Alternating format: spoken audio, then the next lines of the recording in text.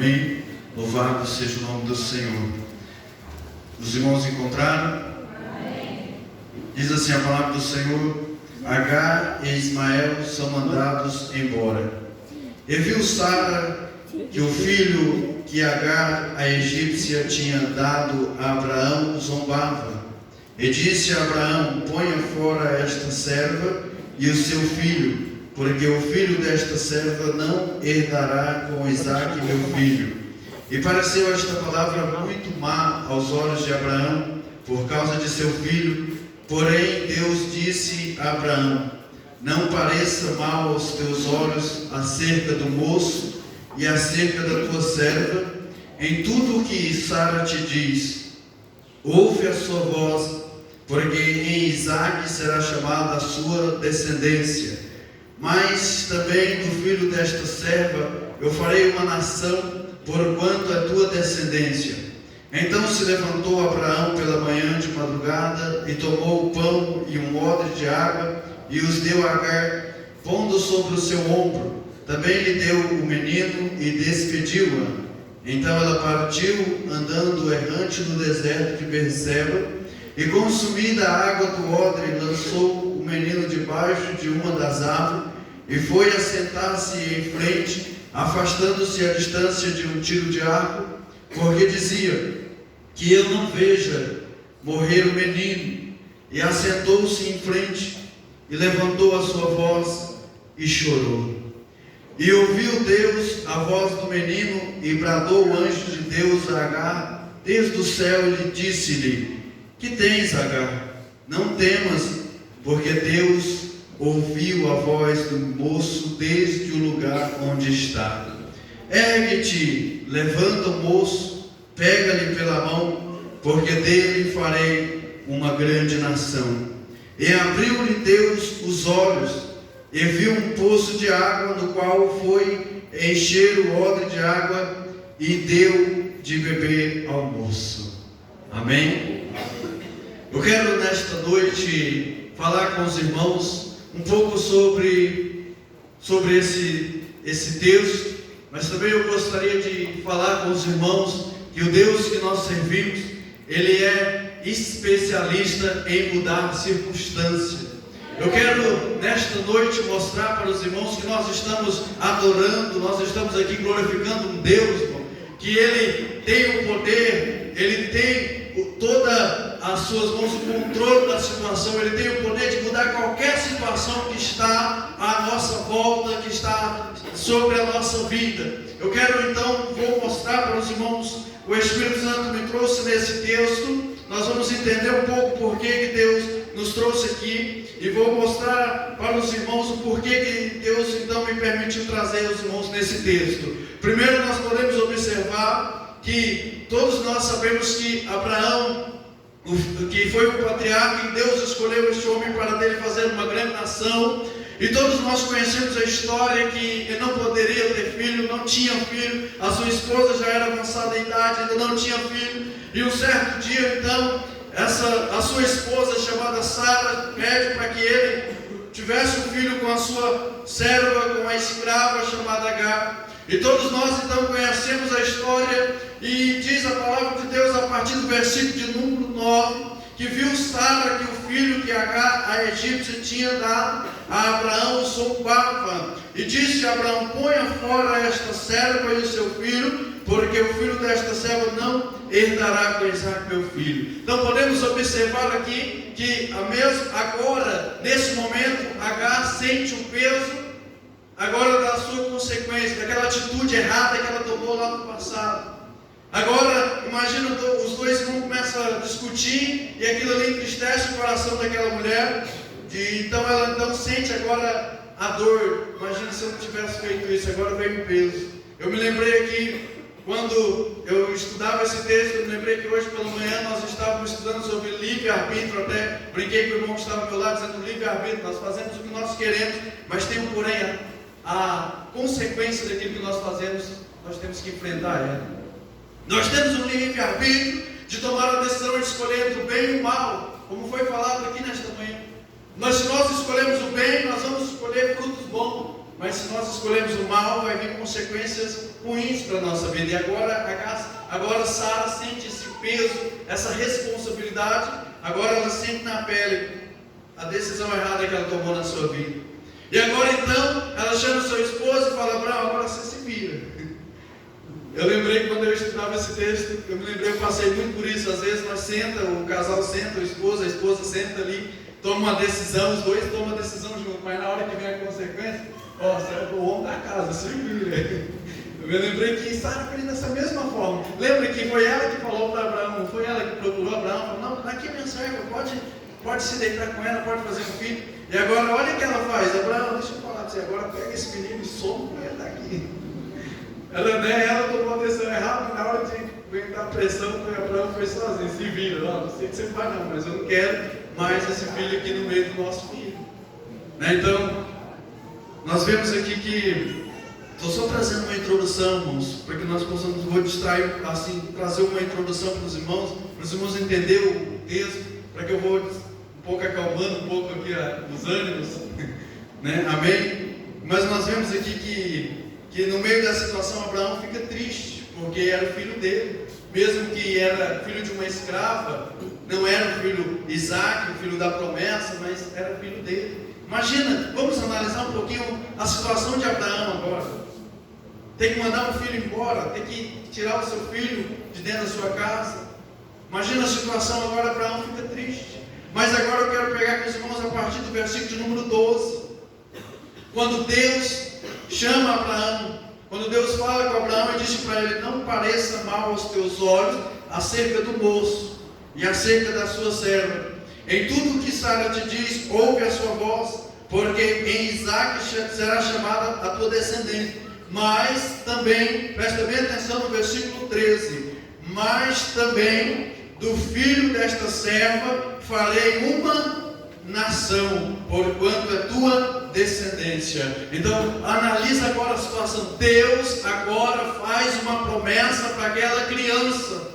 Deus agora faz uma promessa dizendo: olha, este filho seu, eu vou fazer dele uma grande nação. Eu vou fazer uma nação através de Ismael. Eu vou levantar este jovem. Pode mandar ele, pode despedir, pode deixar ele embora, porque eu vou fazer dele uma nação. Então nós vamos observar o texto que Abraão obedece à voz de Deus. Como é maravilhoso obedecer à voz de Deus, né? O coração apertado ali, triste, mas obedeceu à voz do Senhor.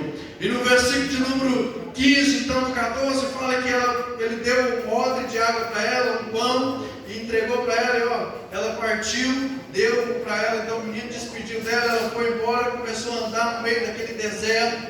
Agora vamos entrar na mensagem no versículo de número 15 e 16. E consumida a água do odre, lançou o menino debaixo de uma das árvores, e foi assentar-se em frente, afastando-se a distância de um tiro, porque dizia: que eu não vejo morrer o menino. Vamos parar um pouquinho nesse texto e observar uma coisa. Deus falou no versículo número 13, aqui dizendo para Abraão: eu vou fazer deste jovem uma nação. Mas agora no versículo 15 já está me dizendo que agora a sua mãe pega aquele jovem, coloca ele no lugar e se afasta, porque tinha acabado a água, tinha acabado então a esperança daquela mulher, e agora ela se afasta e disse: não vou ver esta criança morrer. Mas analise uma coisa: aquela mãe não sabia que Deus tinha uma promessa na vida daquela criança. Aquela mãe não sabia da promessa que Deus tinha feito para ele, mas ela se desesperou, porque agora bateu no coração dela aquele desespero, porque veio uma provação sobre a vida dela. Ela estava no deserto escaldante, e agora tinha acabado a água, e agora ela não sabia o que fazer no meio daquela situação. Mas nós vamos observar que nós vemos Deus estava observando aqueles dois. Deus estava ali com seus olhos sobre aqueles dois. Eles estavam ali, só eles, no meio daquele deserto escaldante, acabando a água. Estavam sem esperança, não sabiam o que fazer. Mas Deus estava observando aqueles dois. Então lembra quando eu disse que Deus é especialista em mudar situação e circunstância? Quando nós falamos especialista, por que eu coloquei esse título, Deus como especialista? Porque quando nós vamos no médico e de repente nós temos ali os exames, aparece alguma coisa no exame, o médico olha para aquela pessoa e diz assim: eu vou te enviar para um especialista. Na hora que fala que vai mandar para um especialista, a gente fica até tranquilo, né? Porque agora tem alguém que entende a minha situação, tem alguém que entende o meu problema. Então agora eu vou ser colocado na mão de alguém que sabe o que está fazendo. Então deixa eu te dizer uma coisa: Deus tinha enviado aqueles dois para aquele deserto, mas Deus estava observando ele. Deus conhecia a situação, Deus estava no controle da situação, e Deus então enviou aqueles dois ali, aquela criança com aquela mulher, para aquele deserto. É porque Deus tinha uma grande experiência com aqueles dois naquele momento. Deus estava levando Ismael juntamente com sua mãe para o deserto, porque Deus tinha uma experiência para ele, porque Deus ia levantar ele como uma grande nação. Mas Deus queria mostrar para Ismael quem era o Deus que seu pai servia. Ismael conhecia Deus por causa de Abraão, mas Deus agora disse: vou levar Ismael para o deserto, para que ele conheça quem é o Deus que o seu pai serve. Sabe o que eu quero dizer para você nesta noite, meu querido e minha querida, que está aqui nesta noite? Quando Deus leva o crente para o deserto, não é para morrer no deserto. O crente, quando Deus leva o crente para o deserto, quando nós passamos por provações que nós não entendemos o porquê, é porque Deus tem uma experiência para ti, para mim. Deus tem algo maior para mim, para você. Ele quer dar uma experiência para que você possa continuar a sua caminhada. Nós observamos no versículo de número 17: ouviu Deus a voz do menino e bradou o anjo de Deus a Agar. Então presta bem atenção, Deus estava fazendo o quê? Observando eles. E agora, no momento de desespero, eles não sabiam o que fazer, aí Deus entra, agora ouve aquela voz daquela criança, ouve o choro, vê aquele desespero. Quando eu li esse versículo, eu lembrei dos Salmos 34, versículo 15. Eu me lembrei ali que quando o salmista Davi diz que os olhos do Senhor estão sobre o justo e os seus ouvidos estão atentos ao seu clamor. Então nós observamos o que nesse texto? Os olhos do Senhor estão sobre os justos e os seus ouvidos estão atentos ao seu clamor. Sabe o que eu aprendi nesse texto? Sabe o que o Espírito Santo de Deus falou comigo nesse texto? É que os olhos do Senhor estão sobre a minha vida, os olhos do Senhor estão sobre você. Então isso quer dizer que Deus nos conhece no mais íntimo e no mais profundo da nossa alma.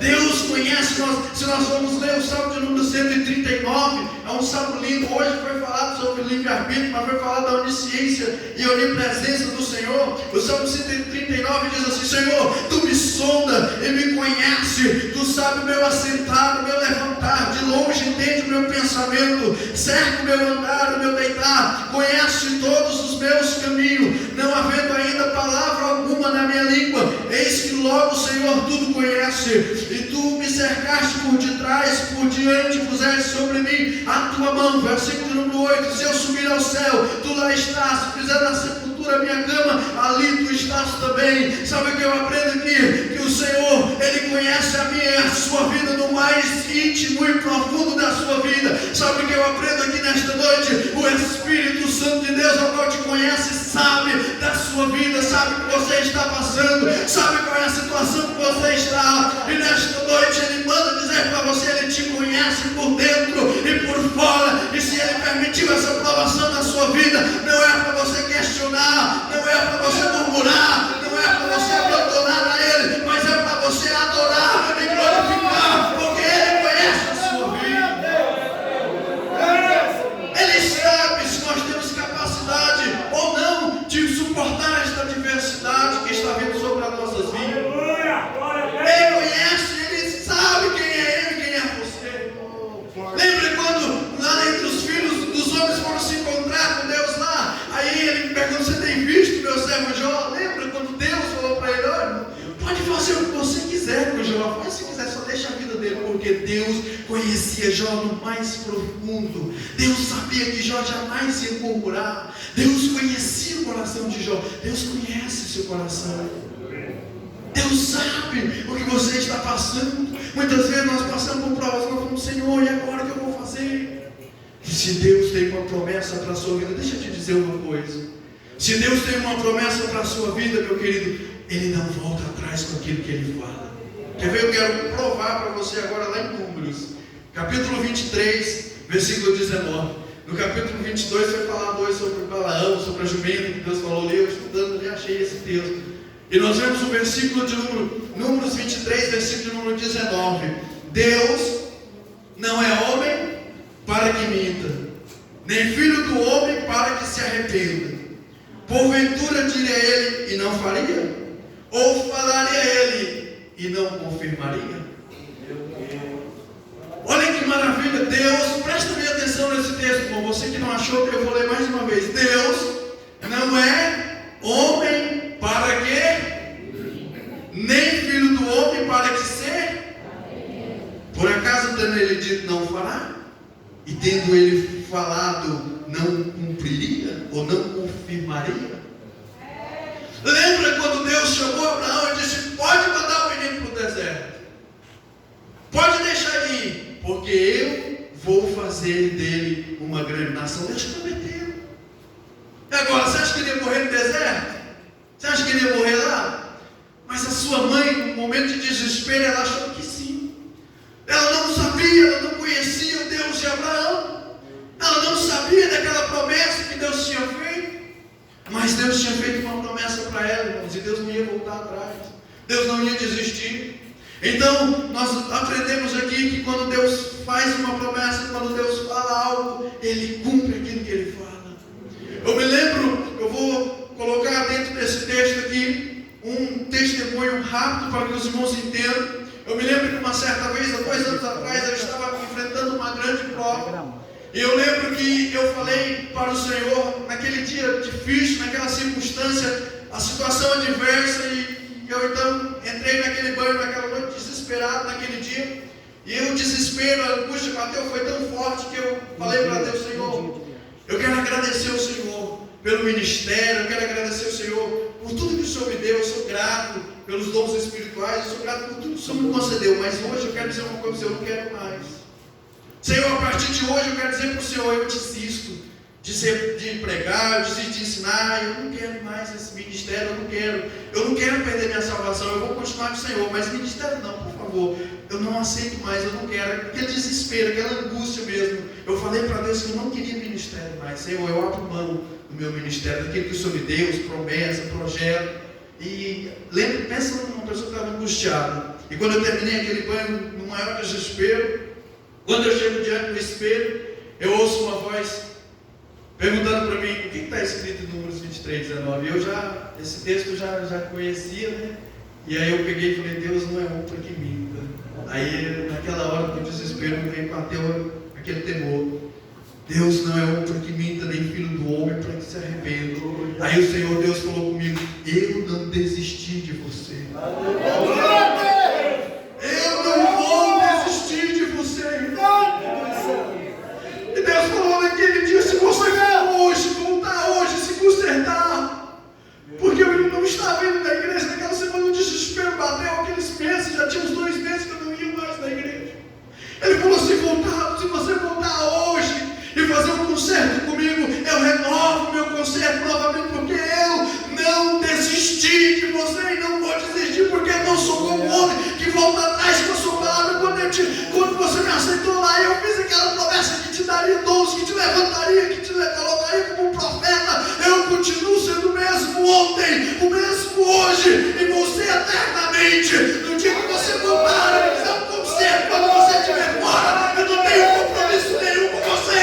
Mas se você voltar, se você firmar seus passos, eu voltarei, eu continuarei te usando, porque eu não vou desistir de você.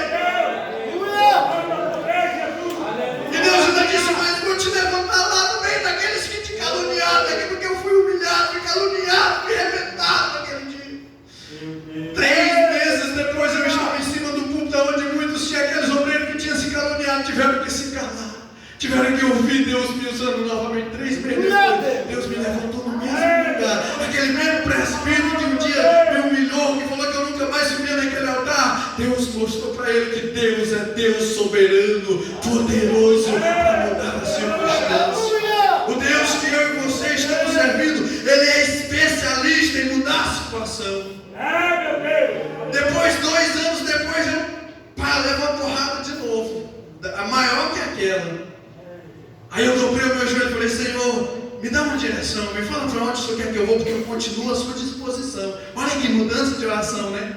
2 anos atrás eu estava com uma aprovação até pequena, em vista daí que eu passei agora. Eu falei que não aguentava mais. Agora a minha oração foi diferente: Deus, me mostra onde o Senhor quer me usar. Deus, me mostra o que o Senhor quer da minha vida. Porque se o Senhor falou que não vai desistir, eu também não vou, não. Deus, então me direciona. Eu me lembro que quando eu estava de joelho dobrado nessa campanha de 12 dias, eu falei: Senhor, mas agora o Senhor calou. Aquele dia o Senhor falou para mim vir para cá, Deus me direcionou. No dia que eu orei a Deus para onde Ele fosse, Deus permitiu que eu conversasse, que eu encontrasse o pastor Hernandes. Deus falou comigo através da vida deste homem. Deus então ali falou no meu coração e eu obedeci a voz do Senhor. Aí então naquela campanha de 12 dias eu falei: Senhor, mas por que o Senhor não fala mais comigo? Por que o Senhor está em silêncio? Aí eu, naquela oração, naquele dia, Deus falou tremendo através da palavra, que quando eu terminei, vim abraçar o pastor Hernandes, e Deus falou comigo mais uma vez ali, através dele: você vai voltar a ministrar. Aí eu falei: oh, maravilha, Deus não desistiu não. Deus não desistiu não.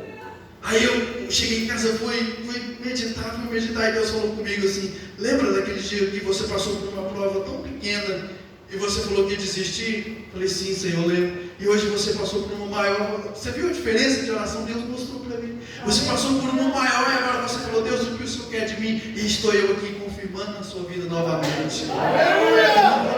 Não importa o que aconteça na sua vida. Deus falou literalmente assim comigo: não importa o que aconteça na sua vida, eu não desisto de você. Então eu quero transmitir essa palavra para você aqui nesta noite, através desse texto de Ismael, o filho da escrava, que todo mundo olhava para Ismael como quem? O filho da escrava. Ninguém dava nada por Ismael, mas Deus fez uma promessa, e Deus não desistiu de cumprir a sua promessa sobre Ismael. Era o filho da escrava, ninguém dava nada por ele, mas Deus levantou entre Ismael uma grande nação, porque Deus tinha prometido. E não importa a circunstância da nossa vida, se Deus falou que vai fazer, não importa o que aconteça, Deus vai cumprir na sua vida. Quero mostrar para você que Deus é especialista em mudar as circunstâncias. Vamos para Mateus, capítulo de número 1, versículos 5, 6. E Salomão gerou de Raabe a Boaz. Raabe, sabe quem era Raabe? Prostituta. Boaz gerou de Ruth. Sabe quem era Ruth? Não era do povo judeu, né? E depois no versículo 7 que fala Salomão, Davi gerou Salomão, que foi mulher de Urias. Sabe o que eu estou lendo aqui? Genealogia de Jesus. Olha, 3 personagens que nós encontramos na genealogia de Jesus, que pelo povo judeu era impossível isso aqui acontecer. Pelo orgulho que o povo judeu tinha, nós que estudamos a palavra de Deus sabemos que o povo mais orgulhoso daquela época era os judeus. Eles jamais aceitariam Raabe como fazer parte da genealogia de Jesus. Eles jamais aceitariam que Ruth fizesse parte da genealogia de Jesus. Você está entendendo o que Deus está falando aqui hoje? Não importa qual é o tamanho da aprovação que você está enfrentando, não importa qual é a condição social que você está, mas Deus está com seus olhos estendidos sobre a sua vida. Deus está com a promessa dele sobre a tua vida. Deus não desistiu de mim, e Deus também não desiste de você. Quem sabe você entrou aqui dizendo: Deus, eu não aguento mais essa provação, essa luta, essa adversidade. Deus está dizendo: adore, me glorifique, porque eu estou no controle da sua vida. Não importa a situação em que você está, eu sou especialista em mudar situações. Somente quem acredita, levante a sua mão e comece a adorar o Senhor. Eu encontro na genealogia de Jesus Salomão. Sabe quem era Salomão? Filho da mulher que foi de Urias, de um adultério. Deus levanta uma pessoa que jamais os judeus aceitariam este homem no meio da genealogia de Jesus. Jamais os judeus aceitariam. Deus, quando Ele faz uma promessa para mim, para você, não importa o que aconteça, aconteça, Ele vai cumprir essa promessa.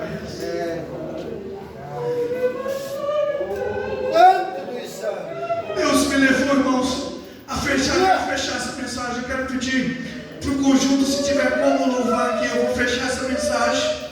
Depois nós vamos fazer uma oração. Eu gostaria que vocês escolhessem aquele hino que vocês louvaram ontem, Deus que me vê. Se for possível, o conjunto, prepara esse louvor. Eu vou fechar agora em Mateus capítulo 6, versículo 31. Deus está falando conosco desde o começo do ano no livro de Mateus, capítulo 6, no mesmo versículo.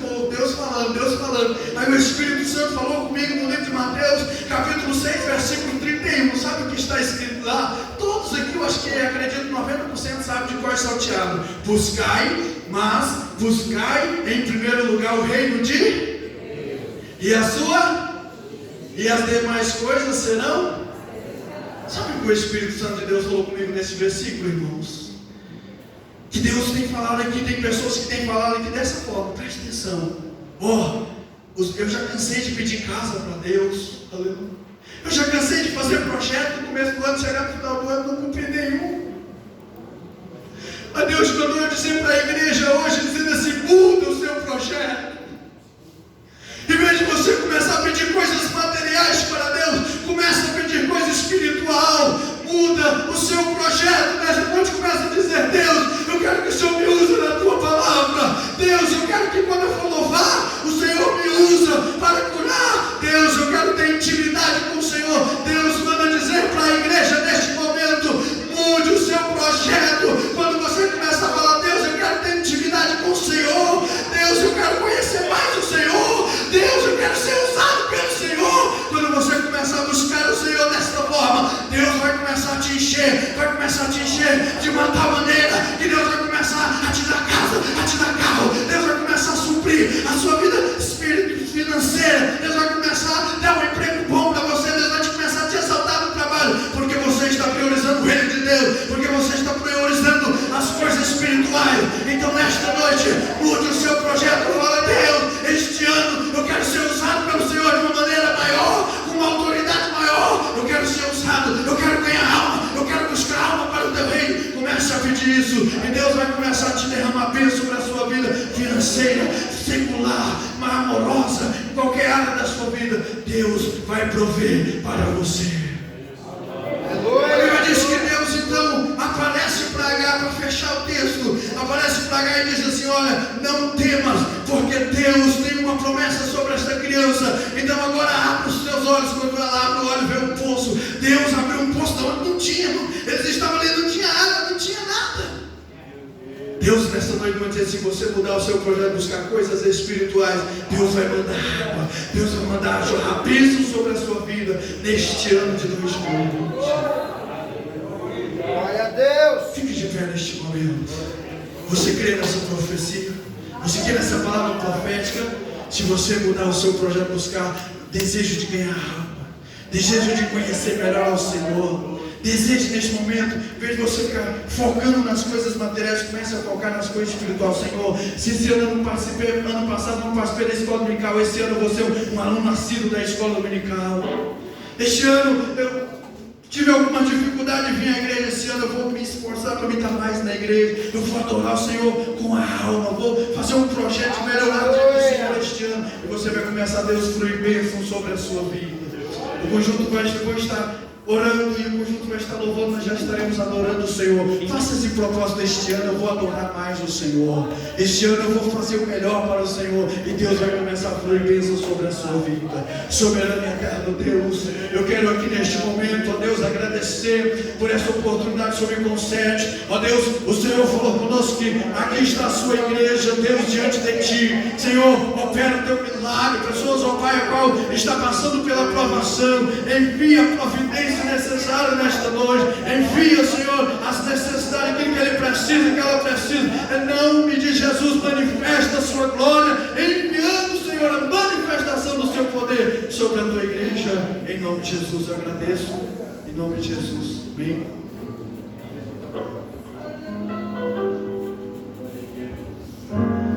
Ainda de pé, vamos adorar Jesus. Você pode dizer amém? Amém.